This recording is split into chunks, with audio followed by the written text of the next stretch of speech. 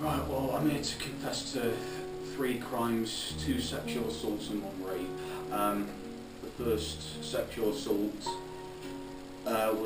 took place in 2014 September. I don't remember the exact. This investigation has been a real roller coaster where you have people that have had striking similarities to that of the EFIT and the posters that were put out, and you kind of have those butterflies and you think this could be the person, we could bring an end to this and bring some closure for the victims, and then you run the DNA and you subsequently find out that it's not. So when somebody's actually attended the police station, that kind of is that we are probably very, very close. I was actually in the station, I was in and somebody came running up to the corridor to say somebody's in the inquiry office. They said they're responsible for the rapes. Biggest smile in the world. I couldn't believe it, but then think, is it right? Is it the person? You know, is it the person we want that's coming to the police station? So initial elation, and then just balancing that by let's wait and see, let's not get too excited in case it's not right. Let's hear what he's got to say. There was a feeling of cautiousness essentially because the investigation team had been here before. We needed to make sure that we got the right person. We needed to get that DNA to the lab as quickly as we could for comparison, and we needed to get that account from Ilija High himself in terms of what he was going to tell us, because there were certain bits of information that we'd never released to the public that only the offender and the victim would know. And so the process then of that investigation working its way through, being methodical, being meticulous, and making sure that we covered all that detail so that we built the best possible prosecution case to bring justice for those victims, put pressure back onto the investigation team to make sure that we got this absolutely right, so that we could go back to those victims, look them in the eye and tell them that we got the person that had attacked them. What followed over the course of several hours in the interview suite was a full, frank and graphically detailed account from the suspect about the 3 attacks, an account which left the interviewing officers with little doubt as to his guilt. The interviewing officers are very, very experienced. They sat down with Ilija High and have said it's the first time in their careers, and that they've been police officers for a long time, that they've essentially not said anything for nearly an hour in an interview, because Ilija High just gave an account in terms of what had happened, where it happened, what he'd done, what the victims had done, and went into great detail in terms of what it was. This is a man that's never been in trouble with the police before.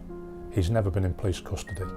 He's then sat down and is detailing in graphic detail 3 horrendous events that have taken place against 3 separate victims within our communities over a period of time, and talks about it as if it was an event that had occurred yesterday that was just an everyday occurrence, say driving to work. There was no emotion really in his voice. There was no emotion in his demeanour. He was just very, very matter of fact, which for me was a little bit cold. It was a little bit chilling, and was almost indicative of I don't think he probably understood the gravity of the things that he'd undertaken and the impact that it would have on those victims. She said, do you want my iPad? Do you want money? I can pay you. Because I think she probably initially thought that it was some kind of robbery or attempted robbery, which it wasn't the case. I mean, I didn't want her iPad or any money or anything. Well, I could have taken it, but I wasn't after anything like that. Will you let me go? And I said, yeah, you'll get to go home when I'm finished with you. Again, I'm like reassuring her that I wasn't going to do anything else, or like murder her or anything like that, or physically, harm her or anything like that, like hit her or strangle her or anything like that would cause harm. We're sat down and we're waiting. We know that Ilija High is talking in interview. We know that he's given us detail that only the offender and the victims would know. But there's a piece of the jigsaw that's missing, and it's the DNA sample that will provide that tangible link. And we had to wait for that sample that had been taken from him in custody to go to the lab, to get processed, and then for the scientists to ring us back with a result. We didn't get that until late on in the evening on the day that he'd been arrested. And when that information came through, that just cemented the position that we were in from a prosecution point of view.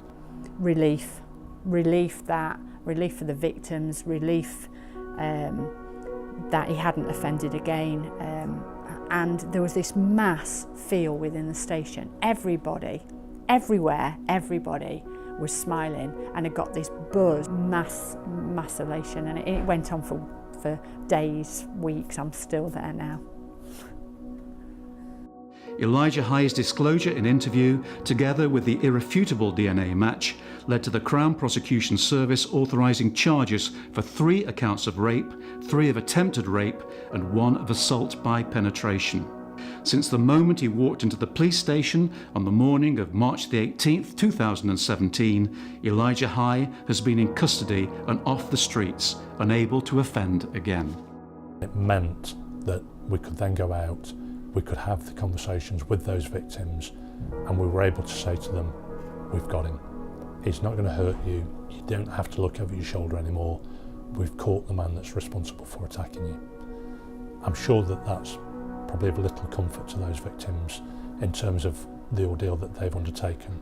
But hopefully moving forward, it gives them some comfort in the fact that they're not having to look over the shoulder. They've not got that anxiety because they know that the person that's responsible for attacking them is going to go to jail and is likely to go to jail for a long time.